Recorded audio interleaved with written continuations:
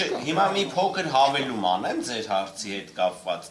Այ օրինակ մենք միջնորդել ենք, ասել ենք այդ մարդկանց կանչեք հեծի աշխատողներին, հարցաքննեք, իրենց պատճառաբանություններն է, որ այդ մարդիկ դե գտնվում են հետախուզման մեջ, հետևաբար մենք չենք կարող իրենց հարցաքննել։ Բայց մենք իրանց ասում ենք ընկերներ, չէ՞ որ մենք փաստաբաններով իրանց ենթարկել ենք փաստաբանական հարցման, ու այդ գործով նաև իրանց կանայք են հարցաքննվել, ովքեր հերքել են Սամվել Կարապետյանի կապն ու առնչությունը իրենց այդ կայծաղբյուր կոչված եւ մյուս ընկերությունների գործունեության հետ ընդհանրապես։ Մենք փաստաբաններս էլ իրականացրել ենք փաստաբանական հարցում, փաստաբանական հարցման ենք ենթարկել այդ հեծի աշխատակիցներին, ովքեր ներկայացրել ենք դատախազին տեսակապի միջոցով եւ խնդրել ենք նույն տեսակապի եղանակով իրենք իրականացնեն հարցաքննություն, քանի որ մեր օրենսդրությունը դա թույլ է տալիս։ Այսինքն քննիչին ոչ մի բան չի խանգարում, որ ինքը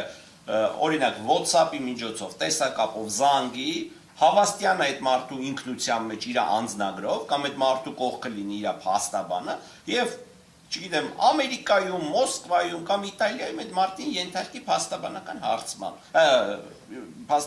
հարցման մենք ենք ենթարկում։ Ինքը հարցաքննի, բայց կատեգորիկ այդ գործողությունը իրանք չեն անում, իսկ դատական նիստի ժամանակ էլ հա հիշեցի քննիչի պատճառաբանությունները հիմնականում կայանում էր նրանում, ասում դե այդ մարդիկ ձեր օգտին են խոսալու, ես ինչի պետք է իրանց հարցնեմ։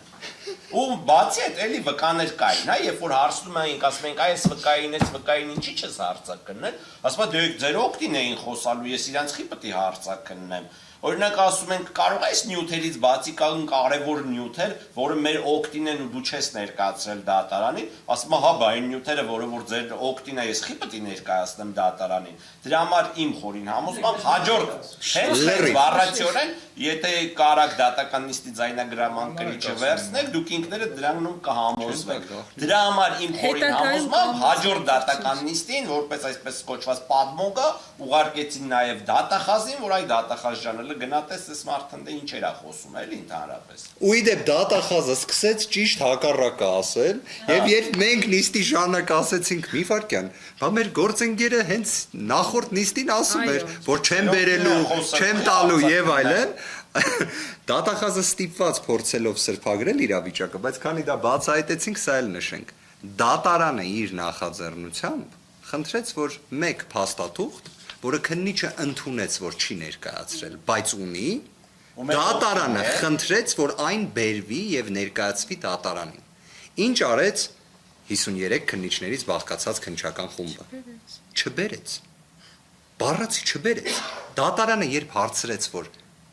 ինչն է պատճառաբանությունը, որ չեք ներկայացնում տվյալը, որը ընդունեցիք, որ ունեք, որը դատարանը խնդրեց ներկայացնել,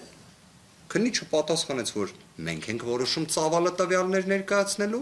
չենք ներկայացնելու։ Բայց մինչև այդ ասում էր ձեր օգտին ախի ներկայացնել։